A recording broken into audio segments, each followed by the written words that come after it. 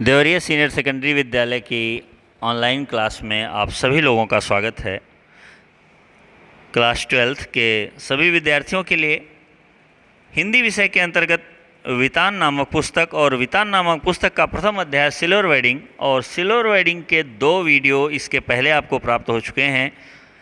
इस वीडियो में आपको बचे हुए भाग का कुछ भाग आपको पुनः उपलब्ध होगा। आइए हम कहानी को जानते हैं। तो सिल्वर वेडिंग में वाई.डी. पंत जी के बारे में ही चर्चा चल रही थी। उनका और उनके घर परिवार वालों के बीच में जो संबंध है, बीच में जो व्यवहार है, उसके बारे में चर्चा चल रही थी। इनकी पत्नी आक्षेप करती हैं अपने पति को कि उन्होंने कभी उनका पक्ष नहीं लिया। संयुक्त परिवार में होने के बाद भी इनकी जेठानियों की चलती रही, इनका कभी कुछ नहीं चला। इनसे वो सारे कार्य व्यवहार करवाए गए, इनसे उन आचरणों की अपेक्षा की गई जो एक किसी बुजुर्ग महिला को करने चाहिए। और उसी बारे में बात चल रही होती है और वो अगली बात कहती हैं कि धर्म, कर्म, कुल, परंपरा, ये जो भी है, आप जो आदम बाबा के ज़माने की चीज़ मानते हो, मैं तो नहीं मानूंगी, मेरे बच्चे भी नहीं मानेंगे, क्यों माने। और फिर लेखक अपनी बात कहते हुए कहते हैं कि धर्म, कुल, परंपरा सबको ढोंग और ढकोसला कहकर घरवाली यानी वाई.डी. पंत जी की पत्नी आधुनिकाओं का सा आचरण करती हैं। जैसे कोई अत्यंत आधुनिक महिला जो व्यवहार करे, उस तरह की महिला का सा व्यवहार वो करती हैं, यानी पुरानी किसी बात को नहीं मानेंगी, ऐसा उन्हें लगता है। तो यशोधर बाबू अपनी पत्नी को चिढ़ाने के अंदाज में कहते हैं, सानेल बुढ़िया, चटाई का लहंगा, या बूढ़ी मुँह मुहासे, लोग करें तमाशे इत्यादि कुछ कह करके वो उनकी बातों को चुप कराना चाहते हैं, दबाना चाहते हैं। यानी तुम बुजुर्ग हो, इस तरह की बातें तुम्हें अच्छी नहीं लगती, अपने उम्र के हिसाब से बात करो। चटाई का लहंगा, लहंगा कभी चटाई का नहीं होता, या व्यंग्य परक शब्द है ये। बूढ़ी मुँह मुहासे, लोग करें तमाशे, जिस उम्र की हो, इस उम्र में होने के बाद भी तुम अगर ऐसा व्यवहार करोगी तो लोग तुम्हारा मजाक भले उड़ाएं, कोई तुम्हारा पक्ष नहीं लेगा, कोई तुम्हारा सपोर्ट नहीं करेगा। ऐसा कह करके, ऐसे तमाम बातों को कह करके, और वे अपने पत्नी की बातों को मजाक में उड़ा देना चाहते हैं। फिर भी लेकिन यह भी वे स्वीकार करते हैं कि वास्तव में इन चीज़ों से इनका खुद का ही मजाक बन रहा है, पत्नी का मजाक उड़ा नहीं पा रहे हैं। हालांकि पत्नी की बातों को मजाक में उड़ाने का कोशिश करते हैं, लेकिन ये समझ जाते हैं कि इस तरह कहने में, व्यवहार करने में मेरा खुद का मजाक बन जा रहा। जिस जगह किसंदा का क्वार्टर था, उसके सामने खड़े होकर एक गहरा निश्वास छोड़ते हुए यशोधर जी ने अपने से पूछा कि क्या यह बेटर नहीं रहता कि किसंदा की तरह घर गृहस्थी का बवाल न पाला होता और लाइफ कम्युनिटी के लिए डेडिकेट कर दी होती। और वो जहाँ उनका मकान था, वहाँ पे खड़े होकर ऐसा सोचते हैं कि हमको भी शादी नहीं करनी चाहिए थी और समाज के लिए अपना जीवन दान दे देना चाहिए था, समाज की सेवा करता और सेवा करते करते ही अपना जीवन संपूर्ण बिता लेता। फिर उनका ध्यान इस ओर गया कि बालजती किसंदा का बुढ़ापा सुखी नहीं रहा। तब तक उनको ये याद आया, अरे ये जो किसंदा थे बालजती थे, यानी बचपन से ही इन्होंने सामाजिक चीज़ों में भाग कम लिया और अंततः शादी भी नहीं की। जब शादी नहीं की तो उनका जीवन का आखिरी क्षण बड़ा ही दुखी बीता और उसके तमाम साथियों ने हौज खास, ग्रीन पार्क, कैलाश, कहीं न कहीं ज़मीन ली, मकान बनवाया। और किसंदा न तो ज़मीन ले सके, न तो मकान बनवा सके, अपने परिवार वालों के लिए कुछ नहीं कर सके। तो अगर ऐसा उनके साथ हुआ तो मेरा भी ऐसा सोचना गलत है कि मैं भी विवाह नहीं करता और समाज के लिए अपने आप को अर्पित कर देता। तो समाज से हमें जीवन के आखिरी क्षणों में क्या मिलता है, ये दुखद है। जिसके घर में घर परिवार नहीं होता, उनका लोग वृद्धावस्था में कोई देखभाल नहीं करता। युवावस्था में तो किसी की देखभाल कोई भी किसी तरीके से चल जाता, व्यक्ति खुद अपनी देखभाल करने लायक होता है। सबसे बड़े मजबूरी के दिन वृद्धावस्था के ही होते हैं, जब उस समय में कोई आपका सहयोग न करे तो इससे बड़ा दुख और कोई नहीं हो सकता। तमाम साथियों ने हौज खास, ग्रीन पार्क, कैलाश, ये सब जगहों के क्षेत्रों के नाम हैं उसी दिल्ली के ही।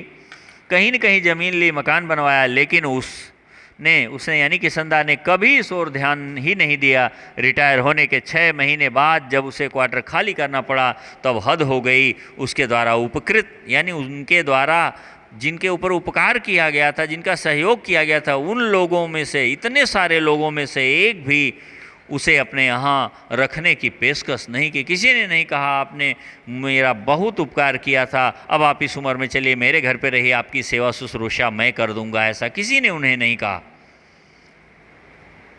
स्वयं यशोधर बाबू खुद के बारे में भी कहते हैं, स्वयं यशोधर बाबू उनके सामने ऐसा कोई प्रस्ताव नहीं रख पाए, क्योंकि उस समय तक उनकी शादी हो चुकी थी और उनके 2 कमरों के क्वार्टर में 3 परिवार रहा करते थे, तो और एक को कहाँ ले आके रखते।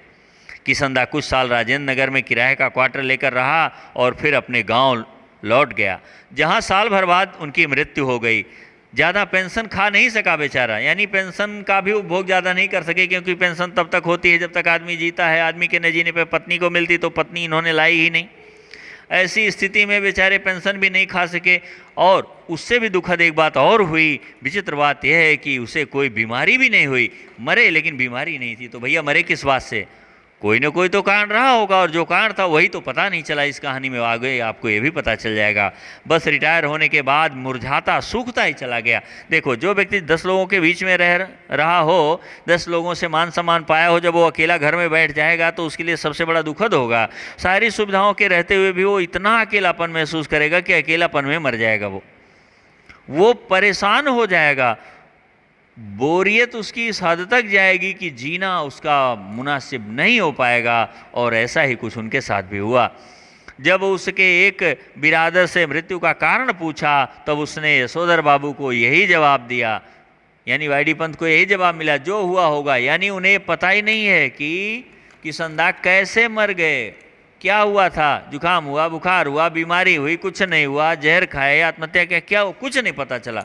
कुछ पता ही नहीं चला। कुछ भी पता चलता तो कम से कम ये लगता कि लोग उनका ध्यान दे रहे थे, लेकिन लोगों ने ये जानने की ख्वाहिश ही नहीं रखी।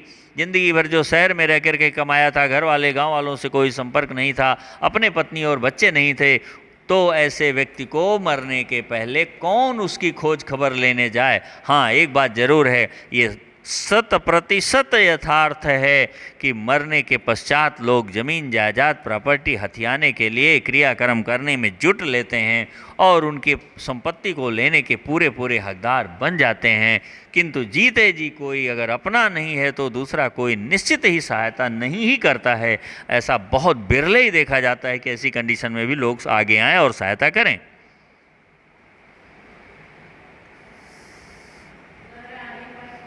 और जिस लोगों के बाल बच्चे नहीं होते हैं, घर परिवार नहीं होता है, उनकी रिटायर होने के बाद में जो हुआ होगा से मौत हो जाती है। यशोधर बाबू एक बड़ी मज़ेदार तो नहीं कहा जा सकता क्योंकि यथार्थ है, लेकिन बड़ी ही आश्चर्यचकित कर देने वाली बात कहते हैं कि जिनके कोई नहीं होता, घर परिवार बाल बच्चे बीवी नहीं होती हैं, उन लोगों का रिटायर होने के बाद जब वो अकेले पड़ते हैं तो जो हुआ होगा से मौत हो जाती है। अर्थात उनके मृत्यु पर कोई देखने वाला नहीं मिलता है कि हुई कैसे, और वे बेचारे अकेलेपन में डूबते हुए इस जीवन को ही छोड़ देते हैं, क्योंकि उनका वह अकेलापन अब उनसे झेला नहीं जाता। कम से कम नौकरी में थे तो 4 लोग साथ में बातचीत करने वाले, हंसी मजाक करने वाले, सुख दुख पूछने वाले, यही कहने वाले मिले तो क्या आज आपका ये डेट है या ऐसी तिथि है जो आपके जीवन की यादगार थी, तो इस पर खर्चा ही कीजिए। चिढ़ाने वाले हों, हंसी मजाक ही करने वाले हों, लेकिन ऐसे लोगों का होना भी जीवन में बहुत ज़रूरी है। कहते हैं ऐसे व्यक्ति का जीवन ही क्या जीवन है जो अगर बाहर निकले कोई मित्र उसको इंतजार करता हुआ मिल न जाए। अगर ऐसा नहीं है, मित्र मंडली नहीं है, तो मेरे भाई फिर आपका जीवन ऐसा अकेला होगा कि जीना मुश्किल हो जाएगा और आप अकेलेपन को लेकर के जीवन को ज़्यादा समय तक लेके आगे नहीं चल सकते हैं। घर परिवार नहीं होता, उनके रिटायर होने के बाद जो हुआ होगा से भी मौत हो जाती, रोग ब्याज से नहीं, जो हुआ होगा से मौत हो जाती। अर्थात अकेलेपन के मारे वे दुनिया को छोड़ देते हैं, जीवन को छोड़ देते हैं। यह जानते हैं यशोधर जी, बच्चों का होना भी जरूरी है।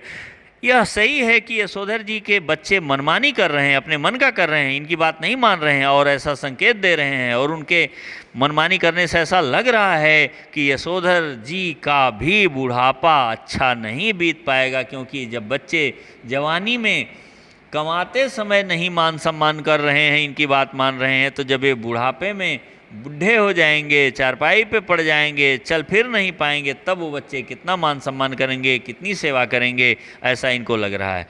यानी सेवा नहीं करेंगे ऐसा उनको प्रतीत हो रहा है। लेकिन यशोधर जी अपने मर्यादा पुरुष किशनदा से सुनी हुई यह बात नहीं भूलते। किशनदा कुछ और भी कहते तो भी इनको याद आती है कि गधा पचीसी में कोई क्या करता है, इसकी चिंता नहीं करनी चाहिए। यानी कम उम्र में जब तक आदमी के ऊपर जिम्मेदारी नहीं पड़ी होती है, तब तक जो लोग मौज मस्ती करते हैं, हरदम चुटीलेपन से बातचीत करते हैं, लोगों की बात नहीं मानते, अपनी मनमानी करते हैं, एक तरह से कह दो कि कुछ ज़्यादा ही इंजॉय करने के चक्कर में पड़े रहते हैं, इन चीज़ों की चिंता नहीं करनी चाहिए। क्योंकि जब आदमी बड़ा होता है, जिम्मेदारी पड़ती है, जिम्मेदारी सर पे पड़ने के बाद में ये सारी चीज़ें कम हो जाती हैं। व्यक्ति सिद्धांतों और सदाचार और अच्छे व्यवहार को करना प्रारंभ कर ही देता है अक्सर, क्योंकि बाद में हर आदमी समझदार हो जाता है। समझदार होना माने हर चीज़ को समझने लगना और ऐसी बात न करना, ऐसे व्यवहार न करना जिससे अगले सामने वाले को कोई कष्ट हो। यद्यपि युवा यशोधर को विश्वास नहीं होता,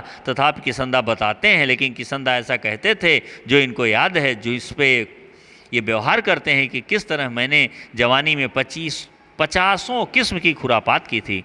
किशनदा ने इनसे कहा था 50 तरीके की शैतानियाँ किया करते थे। क्या क्या करते थे? ककड़ी चुरा लाते थे, गर्दन मरोड़ के मुर्गी मार देते थे, किसी की मुर्गी पकड़े उसकी गर्दन मरोड़ के मार डाले।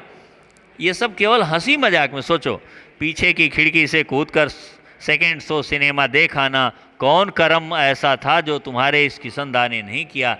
ऐसा किशनदा यशोधर बाबू को सुनाते थे। जिम्मेदारी सर पे पड़ेगी तब सब अपने आप ही ठीक हो जाएंगे। यह भी किशनदा से विरासत में मिला हुआ एक फिक्रा है, जिसे यशोधर बाबू अक्सर अपने बच्चों के प्रसंग में दोहराते हैं। जिन्हें कभी कभी लगता है कि अगर मेरे पिता तब नहीं गुजर गए होते जब मैं मैट्रिक में था, तो शायद मैं भी गधा पचीसी के लंबे दौर से गुजरता। अर्थात अगर मेरे छोटी उम्र में पिता का स्वर्गवास न हुआ होता तो मैं भी इन शैतानियों को जरूर करता, और जितना मैं जिम्मेदार जल्दी ही हो गया उतना जिम्मेदार शायद नहीं हो पाता। जिम्मेदारी सर पर जल्दी पड़ गई तो जल्दी ही जिम्मेदार आदमी बन गया, ऐसा यशोधर जी मानते हैं। जब तक बाप है तब तक मौज कर लें, यह बात यशोधर जी कभी कभी तंजिया कहते हैं अपने बेटों को। व्यंग में कहते हैं कि जब तक हम हैं तब तक मौज कर लो, मेरे बाद तो जिम्मेदारी पड़ेगी, तब समझ में आएगा, तब तुम्हारी ये सारी मौज निकल जाएगी। लेकिन कहते हुए उनके चेहरे पर जो मुस्कान खिल जाती है, दौड़ पड़ती है, व्याप्त हो जाती है, ऐसा कह सकते हो आप, वह बच्चों पर यह प्रकट करती है कि बाप को उनका सनाथ होना, गैर जिम्मेदार होना कुल मिलाकर अच्छा लगता है। लेकिन फिर भी उन्हें अच्छा लगता है कि मैं अभी जीवित हूँ। बच्चे अगर थोड़ी मौज मस्ती कर लेते हैं तो कोई बुरा नहीं है, क्योंकि पिता की छाया सिर पे रहते हुए प्राय लोग मौज मस्ती करते ही हैं, और ये उन बच्चों का सौभाग्य है।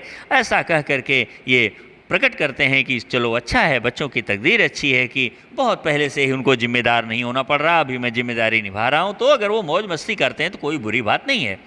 यशोधर बाबू कभी कभी मन ही मन स्वीकार करते हैं कि दुनियादारी में बीवी बच्चे उनके अधिक सुलझे हुए हो सकते हैं।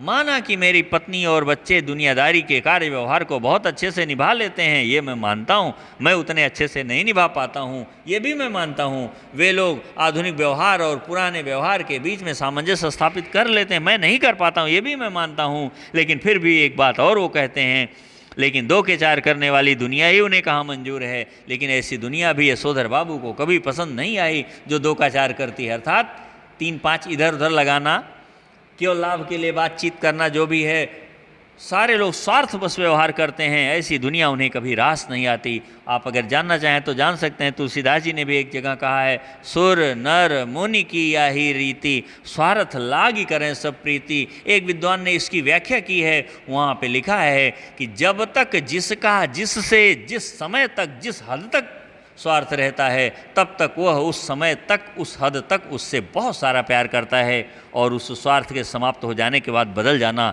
असंभावी होता है। निश्चित लोग बदल जाते हैं। तो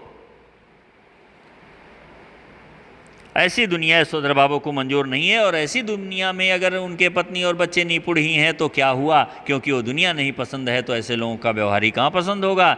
जो उसकी रीति मंजूर करे दुनियादारी के हिसाब से, बच्चों का यह कहना सही हो सकता है कि हो सकता है दुनियादारी जैसी चल रही उस हिसाब से बच्चे अगर कहते हैं मुझे तो सही है। क्या कहते हैं बच्चे यशोधर पंत जी को कि बब्बा ने डीडीए फ्लैट के लिए पैसा न भर के भयंकर भूल की। अगर बब्बा ने किस्त पर दिल्ली डेवलपमेंट एसोसिएशन का मकान ले लिया होता, किस्त भर के मकान अपना कर लिया होता, खरीद लिया होता, तो कितना बड़ा काम हो जाता, कितना अच्छा होता। ये न करना उनकी बहुत बड़ी भूल है। हो सकता है बच्चों की ये बात अच्छी हो, किंतु समहाउ लेकिन फिर भी यशोधर बाबू को किशनदा की यह उक्ति अब भी जचती है। लेकिन पंत जी तो किशनदा की उस कहावत को लेकर के चलने वाले हैं जिसमें वो कहते थे, मूर्ख लोग मकान बनाते हैं, सयाने उसमें रहते हैं। वीडियो देखने वाले लोगों ये ज़रा गौर से सुनो, लेखक क्या कह रहा है। लेखक कह रहा है कि पंत जी को लगता है यशोधर बाबू भी, यशोधर जी को ऐसा लगता है कि किशनदा ऐसा कहते थे कि मूर्ख लोग मकान बनाते हैं, सयाने उसमें रहते हैं। जो लोग मकान बना के खुदकार रहते हैं वे मूर्ख होते हैं। अर्थात उन लोगों को उतनी सारी सुविधाएं, उतनी जगह पे रहने का आनंद नहीं मिल सकेगा जितना किराएदार को। किराएदार आज यहाँ है, कल वहाँ होगा, परसों दूसरी जगह होगा। आज जो है अगर कटरैन से बने वाले घर में है तो कल हो सकता है लिंटर वाले घर में रहे, परसों ऐसे घर में रहेगा जिसमें बिल्कुल वातानुकूलित हो, चौथे रोज ऐसे भी घर में रह सकता है जो बिल्कुल सारी सुविधाओं से लेस फ्लैट टाइप का हो। कहीं भी रह सकता है, कैसे भी रह सकता है। लेकिन जिसने अपना मकान बनवा लिया वो बार बार तो मकान बदल नहीं पाएगा।